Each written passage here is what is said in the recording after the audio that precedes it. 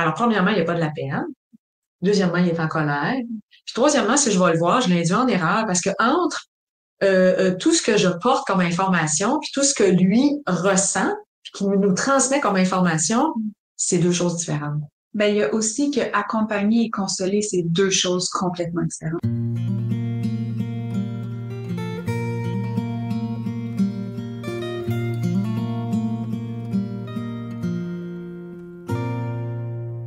Bonjour les parents, nous revoici à un nouvel enregistrement, qu'on va dire. Épisode. Bon, c'est bon.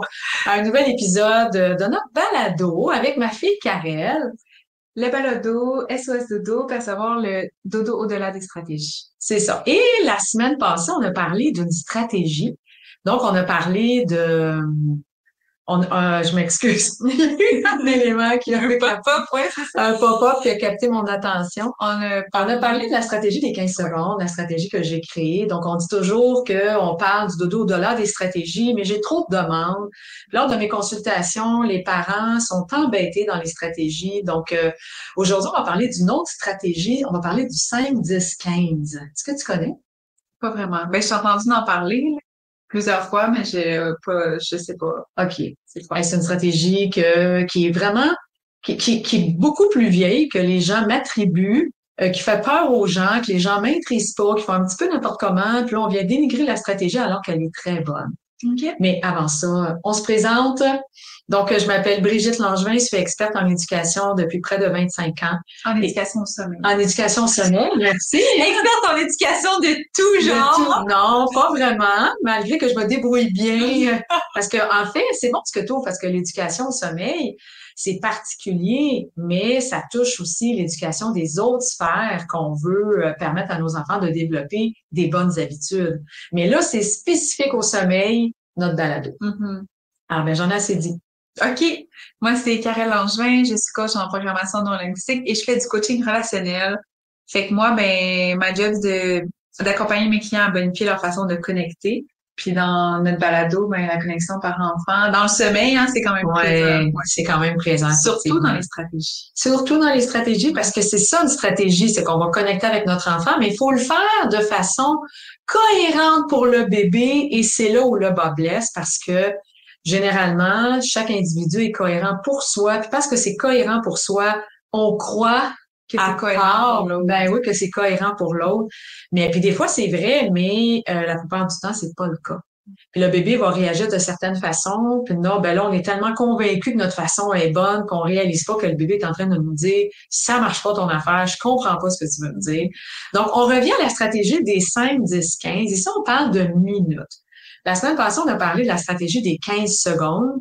Et là, c'est 5, 10, 15 minutes. OK. Parce que les parents, parfois, sont là. Je fais la stratégie des 5, 10, 15 secondes. Eh, my God, bonne chance, parce que intervient aux 5 secondes, 10 secondes, 15 secondes. Il y en a un des deux qui vire fou. Là. C'est pas le bébé, c'est toi. Ça fait beaucoup d'interventions en peu de temps. Ça laisse pas l'espace à l'enfant de pouvoir connecter à lui. Là, t'es toujours dessus.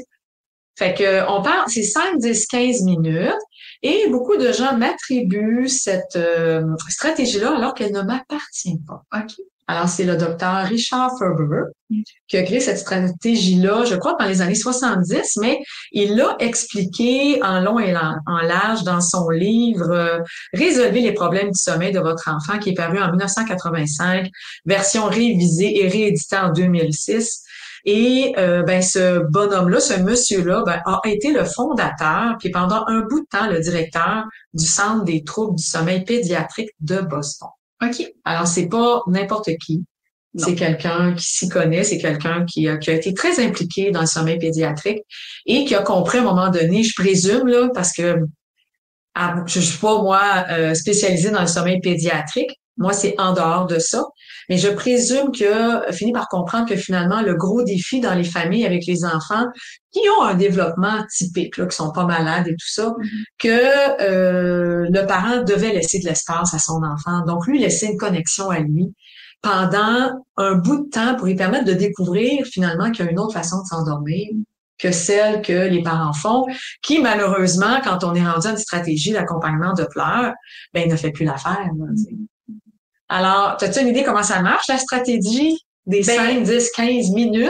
Ben, tu sais, la dernière fois, le dernier podcast sur les 15 secondes, t'avais débuté en disant pour quel range d'âge c'était adapté, dans le fond. Fait que là, je me demande pour quel range d'âge cette stratégie est adaptée. Alors, ce que le docteur Ferber dit dans son livre, c'est que entre 3 et 5 mois, l'enfant a tout ce qu'il faut pour développer des bonnes habitudes de sommeil.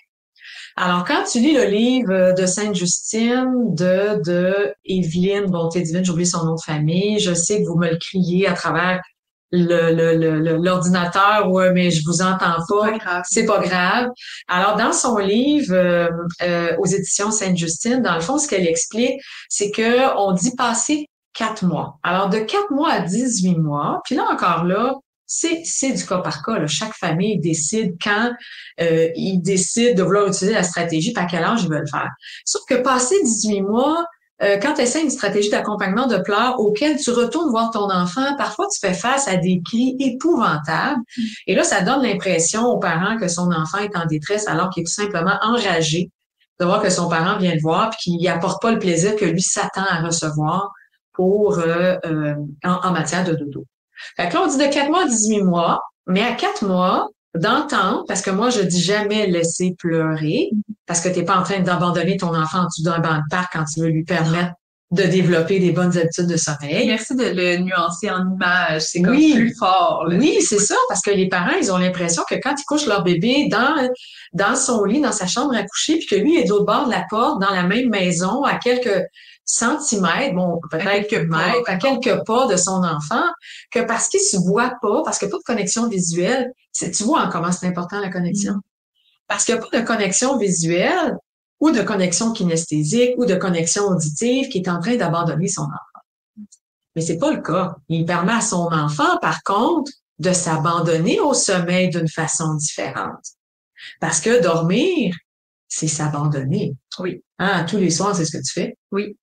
Tu t'abandonnes dans les bras de Morphée. Oui. C'est pas compliqué s'endormir, hein? Non. C'est ça. Alors, toutes tes conditions sont là, puis c'est des conditions que tu retrouves au courant de la nuit. Donc, ton oreiller... Les gens qui font de l'insomnie diraient vraiment pas que c'est facile de s'abandonner. Non, c'est ça, parce que chez les adultes, c'est d'autres choses. On a le petit hamster qui tourne tout le temps, mais les enfants, leur développement cognitif est pas rendu là. Alors, eux sont en mode plaisir ou déplaisir, c'est leur senti. Ouais. Puis là, ben ils ont connecté l'activité de dos avec tel élément de sommeil qui leur donne un senti agréable. Puis la journée, on ne peut plus reproduire ça. Là, on parle de s'endormir au biberon, au sein, en étant bercé, tapoté, flatté, avec une présence dans le lit ou sur une chaise ou dans le cadre de porte. Ou, une connexion visuelle, kinesthésique, auditive. Je te chante une chanson. Alors, tant que j'ai du plaisir à le faire puis que mon enfant dort pour le restant de la nuit, c'est donc bien correct. Ouais. Mais du moment où est-ce que c'est pas ça, puis que tu dis je ne peux plus le faire parce que je suis plus capable, OK, parce que tout le monde a besoin de dormir. Ouais. Ben là, tu dis OK, si je le fais plus, il se passe quoi? Ben, il va se mettre en colère, mon bébé. Ben oui, ben c'est normal. C'est ça. Et ça va, moi, le parent, me projeter dans une détresse parce que je me sens impuissant devant la situation parce qu'il n'y a pas de switch on-off. Mm-hmm. Alors, le 5, 10, 15 minutes, on revient à ça. C'est qu'on permet à notre enfant 5 minutes avant de retourner le voir. De s'exprimer. On lui permet pendant 5 minutes de temps d'exprimer son désaccord, son déplaisir, sa frustration. C'est pas le fun de s'endormir comme ça. Selon lui, l'environnement est pas adéquat. Un matelas dans un lit à barreaux, un matelas au sol, c'est pas fait pour dormir pour ces enfants-là. Est-ce que c'est obligé d'être aussi des pleurs intenses ou peu importe là? Ben, je sais pas comment le docteur Ferber l'a amené, mais par contre, quand tu lis un petit peu, il disait que si les pleurs sont pires après, il disait que la méthode était pas adéquate, mais moi, ce que j'aime dire, c'est qu'on n'a pas minuté les bons pleurs. OK. C'est pas que la méthode est pas adéquate, c'est que tu vas le voir au mauvais moment, puis que finalement, ton intervention qui se veut bienveillante devient enrageante. OK, fait que donc, il faut que ça soit des pleurs intenses. Ben oui, ton rôle, c'est de l'aider à s'apaiser. 5 minutes de pleurs intenses. 5 minutes de pleurs intenses. T'as bien entendu. OK, fait que pourquoi on utiliserait cette méthode-là versus la stratégie des 15 secondes? C'est quoi la différence? Ben, la différence, c'est tellement de bonnes questions. Ouais, ben oui, c'est comme... Alors, c'est quoi, avant que je rentre plus loin dans la stratégie, c'est tellement de bonnes questions. C'est quoi la différence? Le 15 secondes, t'es dans la pièce. Le 5, 10, 15 minutes, t'es pas dans la pièce. Ah, OK. Le 15 secondes, c'est pour les enfants plus jeunes parce que quand tu interviens, tu prends ton bébé. Je veux dire, si tu fais un 5, 10, 15 avec un enfant de 16 mois, si tu l'as dans les bras parce que tu veux l'aider à s'apaiser, il y a bien des chances qu'il t'approche, qu'il se lance par en arrière, puis tu vas voir que tu fasses la contention avec lui pour le garder dans tes bras. Alors, le 15 secondes, dans l'intervention, tu touches à ton enfant. Des fois, c'est une main à sa joue, des fois, c'est ta joue à ta joue, mais la stratégie telle que je l'ai créée, c'est que tu le prends dans tes bras sans bouger. Okay. Alors qu'avec le 5, 10, 15 minutes, tu fais un acte de présence. OK. Tu rentres dans la pièce, tu lui démontres que tu l'entends et que tu le vois, mais tu ne le touches pas. Et tu sors de la pièce, même s'il n'a pas choisi de se calmer, parce que tu as fait ton bout de chemin. OK? Mais c'est vrai qu'il était plate, moche et ennuyant, puis tu n'as pas apporté le plaisir qu'il voulait. Ouais. Et évidemment, les délais sont plus grands. Okay. Alors ça, c'est les 3 différences entre les stratégies. Est-ce qu'il y en a une qui est meilleure que l'autre? Est-ce que c'est une question qui te monte à l'esprit? Je me demande à part l'âge, là, tu as nommé l'âge de l'enfant. Ouais. Clairement, c'est sûr que 15 secondes, ça me paraît beaucoup plus fun que 5 minutes à entendre mon enfant pleurer ou s'exprimer vraiment vivement, mettons. Ouais. Fait que je me demande si la stratégie des 15 secondes est comme pas plus douce pour le parent, si ça fait avec l'âge du bébé. Oui, effectivement, ça paraît plus doux pour le parent. OK, puis c'était quoi ma question quand je t'ai demandé? Ah, laquelle des deux est la meilleure? Les deux sont bonnes. C'est juste que quand tu fais un 5, 10, 15 minutes tel que l'enseignait le docteur Ferber, 5 minutes, c'est 5 heures pour un parent. C'est sûr. C'est très long. Puis tu sais, je veux dire, même si toi, tu as 33 ans, tu es ma fille, quand tu vis une émotion difficile, chaque seconde qui s'égrène dans la difficulté que tu vis, ça me paraît long, moi, avec, parce que je souhaiterais le meilleur. Pareil, quand toi, tu vis une émotion. Oui, parce que t'es grande. Ouais, c'est ça, t'es grande. Mais là, on s'adresse aux parents, là, oui, parce que là, toi, t'es une adulte. Mais je veux dire, dès qu'on est en présence de quelqu'un qu'on aime, des fois même qu'on connaît pas, ça arrive. Mais oui. Mais puis qu'on voit la personne s'exprimer, puis pleurer, puis c'est sûr que ça vient nous chercher. Ça vient nous chercher. Et puis si tu te sens impuissant devant la situation et que tu sais que tu peux agir, écoute, le temps te paraît démesurément long, là, OK, là. Je me rappelle quand j'ai accouché de toi, j'avais dit à ma mère, je vais appeler quand tu vas venir au monde. T'as mis 19 heures à venir au monde. Et ma mère, c'était 3 mois et demi. Oui, c'est ça. Mais ça, tu sais, pour s'entraîner mettons, à accepter le délai, tu veux dire? Oui, à accepter le délai. J'ai un exercice avec ma meilleure amie que plusieurs personnes connaissent, là. Tu sais, le bâton de la parole. Oui. De 15 minutes, là, c'est 15 minutes. Tu sais, on pourrait s'entraîner avec le 5, 10, 15 aussi, mais 15 minutes où on fait juste écouter l'autre personne dans ce qu'elle a à dire sans émettre un seul son. OK, le bâton de la parole, c'est que celui qui l'a a l'autorisation de parler. De parler pendant 15 minutes. 15 minutes. Celui qui l'a pas est dans l'obligation d'écouter sans le couper. Sans le couper. Sans même dire, OK, je comprends.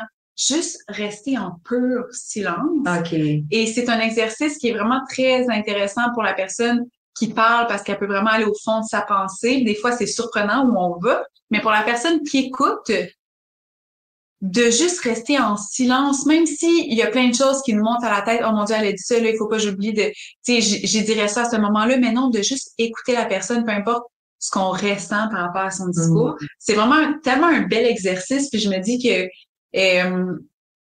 souvent, quand on veut devenir meilleur à quelque chose, c'est le fun de pouvoir s'entraîner, puis pas juste qu'on fait cette chose-là, c'est ça. C'est de le faire ailleurs aussi. Fait qu'en tout cas, je fais juste amener ça parce que ça me fait penser peut-être que ça peut pratiquer un parent à faire comme OK, je vais rester là juste présent pendant un certain temps, même si je trouve ça super inconfortable. Puis on s'entend que l'inconfort ressenti, si c'est ton conjoint qui t'explique whatever what pendant 15 minutes versus ton bébé qui pleure pendant 5 minutes, c'est 2 mondes différents. Mais juste la compétence de rester présent, de faire comme OK, je me suis engagée à écouter pendant 5 minutes ou 15 minutes ou whatever. Quand t'écoutes, ta pensée est dirigée vers l'autre. Donc, t'es pas en train de te questionner puis de préparer ta prochaine question. Non, t'es juste en train d'écouter. D'écouter, c'est ça.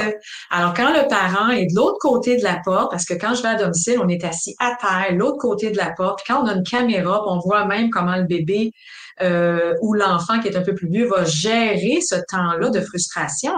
Puis moi, je trouve ça impressionnant de voir tout le mouvement que l'enfant va faire en regardant la porte, son lit, la porte, son lit.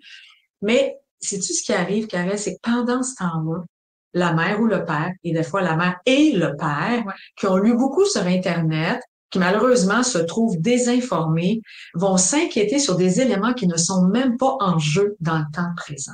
Ben, ça veut dire qu'ils sont pas présents. Ça veut dire qu'ils sont pas présents.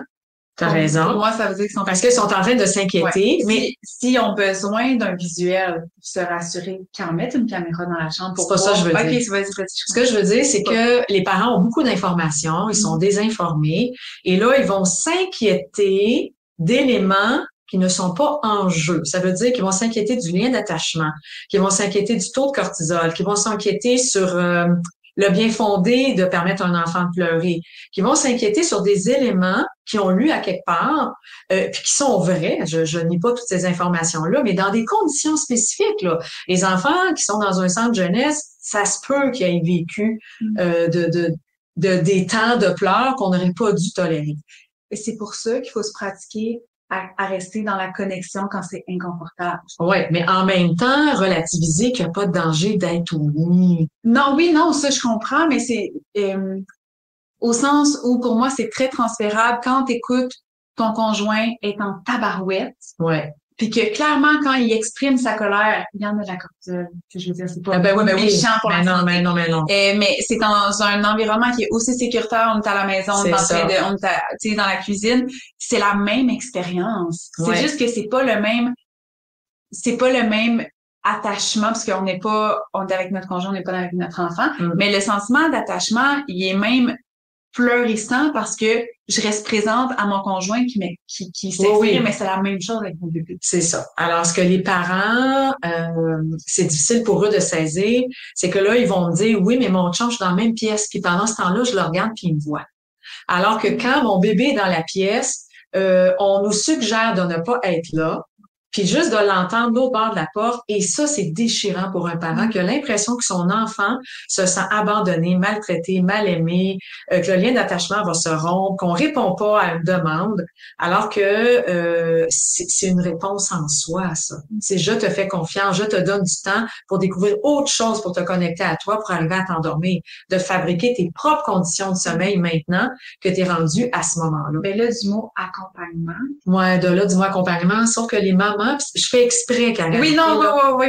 Je fais exprès parce que là, tu me regardes en me disant, me semble c'est clair. Hein, oui, non, mais je comprends. Mais tu comprends, c'est ça. Puis il y a des mamans qui disent, ben non, je suis pas en train de l'accompagner, je suis assise sur une chaise au bord de la porte. Et où l'accompagnement pendant que mon bébé pleure à chaudes larmes? Je suis de ce côté-ci et je suis pas là pour le consoler. Alors, premièrement, il n'y a pas de la peine. Deuxièmement, il est en colère. Puis troisièmement, si je vais le voir, je l'induis en erreur parce que entre tout ce que je porte comme information, puis tout ce que lui ressent, puis qui nous transmet comme information, c'est deux choses différentes. Ben, il y a aussi que accompagner et consoler, c'est deux choses complètement différentes. Hey, parle-moi-en. C'est tellement vrai ce que tu dis. Ben, ouais. Accompagner n'est pas nécessairement que l'autre n'ait plus d'émotion. Non, accompagner, c'est rester à côté de l'autre pour, Puis à côté, il n'est pas être dans la même pièce. Non, c'est ça. C'est juste vraiment, il y a une séparation. C'est comme un être unique à part entière, puis l'autre être unique à part entière s'accompagne. Fait que, mettons le bébé, ouais. Il va s'exprimer, mais si j'accompagne mon bébé, je le prends pas dans mes bras. Je veux pas qu'il arrête de pleurer. Mais non. Je veux être là jusqu'à temps que ça se passe. C'est ça. Puis ça, ben là, puis là, après ça, on prend soin du cœur du parent. Après 5 minutes, je fais acte de présence. C'est ça. Fait que là, le parent peut enregistrer qui est en accompagnement. C'est ça. Tu sais, ça fait que là, ça fait du sens pour le parent.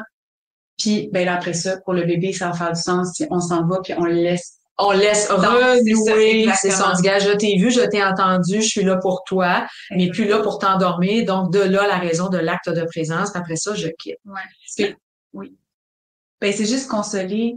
On veut que la personne arrête de pleurer tout de suite. On veut que la personne arrête d'avoir son émotion tout de suite. C'est ça.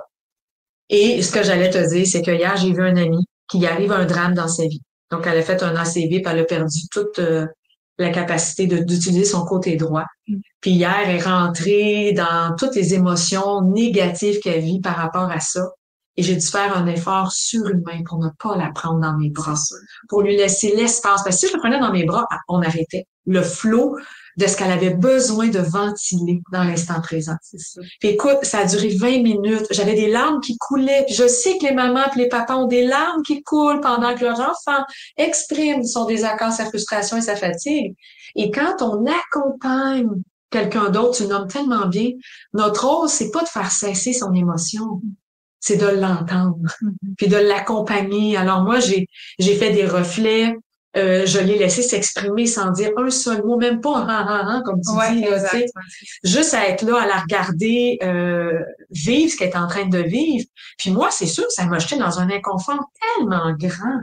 OK, j'avais des larmes qui coulaient, mais c'est humain. Ouais. C'est humain. C'est dans le fond, consoler, c'est dans le faire. On fait quelque chose. C'est ça. Puis l'accompagnement, c'est entièrement et purement dans l'être. Dans l'être. Puis quand t'es dans l'être, on pense que on n'a pas de puissance. Il n'y a pas de puissance là-dedans. Mais oui, tu sais, parce que souvent, tu vas dire que les parents se sentent impuissants. oui. Mais c'est pas parce qu'ils sont dans l'être qu'ils sont dans l'impuissance. Au contraire. Ah, merci, Karel, de le nommer, parce que c'est l'impuissance du faire qui monte. Ben oui, c'est l'impuissance du faire. Du faire, c'est ça. Donc, parce que je ne peux pas rentrer dans la pièce et faire en sorte de changer son émotion, je me sens impuissante dans le faire. Mais je suis très fort dans l'être. Ouais.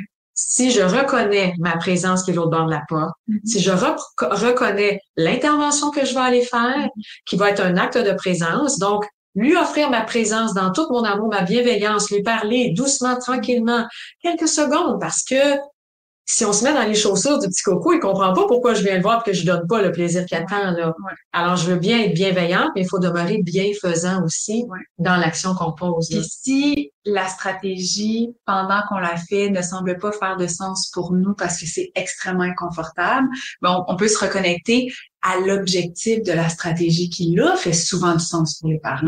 Qui permet à mon enfant de développer des habitudes d'autonomie au sommeil qui va faire qu'il va dormir de plus longue durée. C'est ça. C'est ça. Hey, c'est intéressant. Je suis tellement contente que tu sois sur le balado parce que tu m'amènes des nuances intéressantes. Puis je pense que je vais plus dire impuissance de la même façon parce que oui, tu veux une impuissance, mais dans le mode faire. Mais tu as tellement de puissance dans le mode être. Ouais, puis quand tu donnes ta stratégie d'accompagnement de pleurs, ben est dans le mode être. Elle est dans le mode être. Surtout. Ben oui, c'est ça. Comme quand, dans le 15 secondes, on disait, le parent reprend son enfant sans bouger. T'es juste dans l'accueil. Ça va être dur, là. C'est dur. Okay, ouais. Quand je suis présente avec le parent, il finit par sautiller, bouger, des micro-mouvements, là, okay? Parce qu'il va être dans le faire, OK? Mais quand t'es dans l'être, t'es dans l'accueil.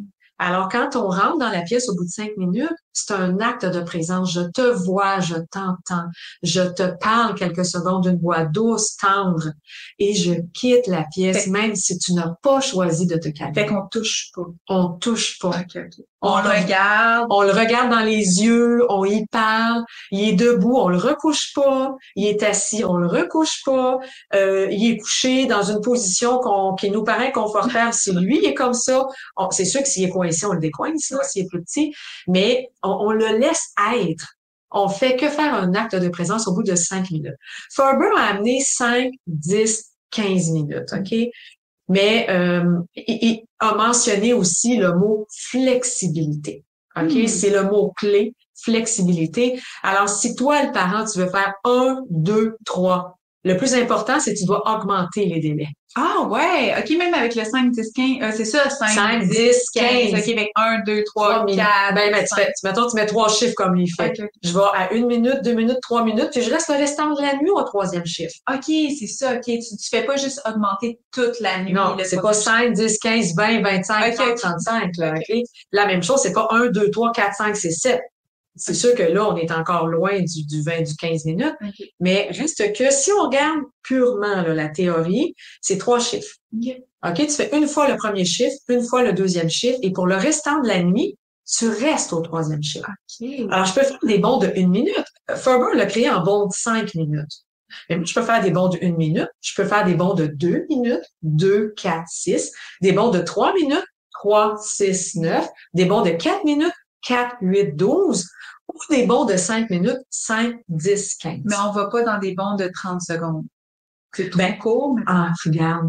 Pourquoi pas? OK, OK. Si tu veux faire 30 secondes, 60 secondes, puis là, je compte pas vite, 80 secondes, 90 secondes. 80 minutes et demie, ben pourquoi pas, là, tu sais. En fait, la stratégie de minutage, c'est pour le parent. OK. Parce que le bébé n'a pas la notion de temps. OK. Alors, c'est pour le parent, pour t'assurer que tu donnes du temps d'enfant à ton enfant pour qu'il puisse se connecter à lui. C'est vraiment dur de se rappeler que le bébé n'a pas la notion de ça. C'est dur de s'en rappeler parce que nous, on l'a en tout temps, sauf quand on dort, là, mais on a un cadran ou un téléphone pas loin. Quand on ouvre les yeux, on sait tout de suite l'heure. Mais le bébé n'a pas la notion du temps pour les 5 premières années. Donc, le minutage, c'est pour le parent. L'accompagnement, c'est pour que le parent aussi puisse jouer son rôle de façon adéquate pour que l'enfant, ça puisse avoir une cohérence pour lui. Alors, le 5, 10, 15 minutes, je fais qu'un acte de présence, je quitte la pièce que tu te sois calmé ou pas, mais là où je dois être vigilante ou vigilant, c'est le papa, c'est que ça ne doit pas être pire après. OK. Alors, Ferber disait, c'est parce que ça convient pas.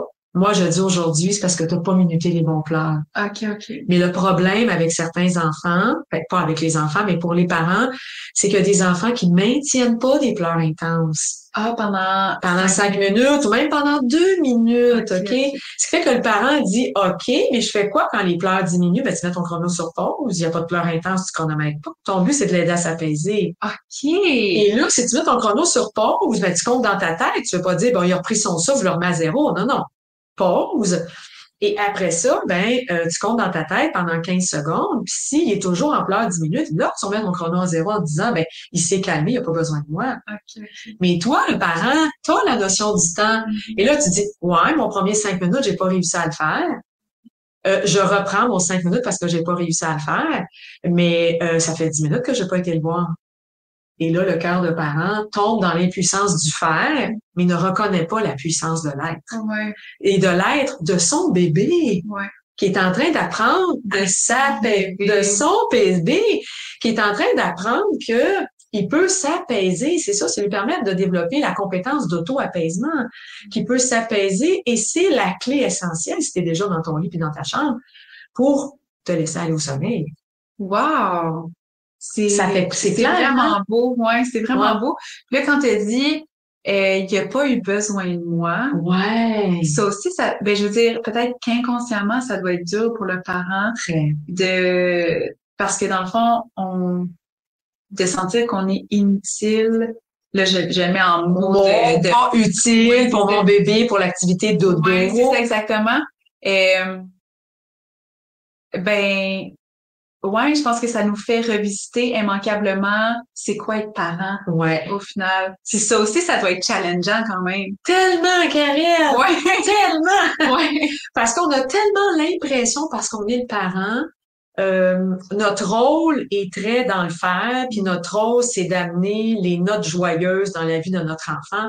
Mais notre rôle de parent, ce n'est pas que ça. Oui, de temps en temps, on est d'accord, mais ce n'est pas que ça. Ouais, mais au sens aussi, si j'attribue le rôle de parent à faire développer à mon enfant l'autonomie qu'il a besoin pour exister, ben clairement, ça veut dire que il y aura pas besoin de moi. De plus en plus. De plus en plus. C'est ça. C'est juste que dans les autres sphères de son développement, il apprend à faire ses boucles. Au début, c'est toi qui les fais. Oui. Après ça, tu le regardes, tu l'aides. Après ça, ben, tu le regardes faire puis il est fâché. Puis après ça, ben, il pratique puis il a plus besoin de toi. Ouais. C'est la même chose pour le sommeil. Mais je pense qu'on se rend pas compte à quel point ça commence tôt. Oui. Dans le développement de notre bébé que, oh mon Dieu, déjà là, il a plus besoin de moi. Oui, c'est ça. C'est pour ça qu'on dit que quand le bébé vient au monde, le cordon est arraché physiquement, mais énergétiquement, il est là encore parce que mon bébé a besoin de moi. Mais à chaque jour de sa vie, il enlève un petit filet du cordon, il enlève un petit filet du cordon. Ou des fois, il veut pas l'enlever, puis c'est nous autres qui donnent un petit coup de pouce pour lui donner cette opportunité-là de découvrir une forme d'autonomie, parce que c'est ça notre rôle de parent. En tout cas, moi, c'est celui que je comprends. Je veux t'amener pour que tu sois autonome le plus possible, mais pas demain matin, là. D'ici tes 18 ans ici au Québec, là, tu sais. En théorie, t'as encore besoin de moi un peu. Oui, en théorie, c'est ça, mais tu vas voler de tes propres ailes, puis tu vas avoir appris à prendre soin de tes besoins, reconnaître tes désirs, puis savoir y répondre au bon moment, là. Intéressant, hein? C'est, vraiment. C'est ça. Fait que la souplesse, Le minutage, les bons de 5 minutes, 4, 3, 2, 1. Les bons pleurs. Les bons pleurs, c'est ça, fait toute la différence parce que moi, je pense que la stratégie est bonne pour les enfants, mais pour les parents, c'est difficile. Puis quand c'est pire après, bien, il est en train de dire, tu minites pas les bons pleurs, puis ça se peut qu'il y ait pas besoin d'intervention finalement et que tu as eu juste besoin de lui faire confiance. Hey, Extraordinaire. on a fait le tour, hein? Ouais. Merci pour ta collaboration. Je trouve que c'est tout le temps, parce que je le dis à Karel en dehors des ondes, puis là, mon Dieu, je suis touchée. Quand je le dis, c'est que ton apport à l'information que je donne est tellement précieuse. Merci de ta présence. Alors, on se dit à la semaine prochaine avant que je me mette à pleurer. Oui, c'est rare que c'est pas moi qui pleure. Ah, c'est ça, c'est bon. Bye! C'était Brigitte Langevin, experte en éducation au sommeil. Si tu as le goût d'en apprendre plus, je t'invite à visiter mon site à brigittelangevin.com. Puis si vraiment tu as le goût que le sommeil, ce soit pas toujours sur un coup de dé et que ça fonctionne, ben j'ai une formation, Les Amis du Dodo. Clique sur le lien plus bas, tu vas en apprendre plus. C'était Karel Langevin, coach PNL. Tu peux aussi aller visiter mon site web karellangevin.com. Si ça pique ta curiosité, j'ai créé une merveilleuse formation, la PNL au service de l'enfant. Clique sur le lien juste en dessous si tu veux en savoir plus.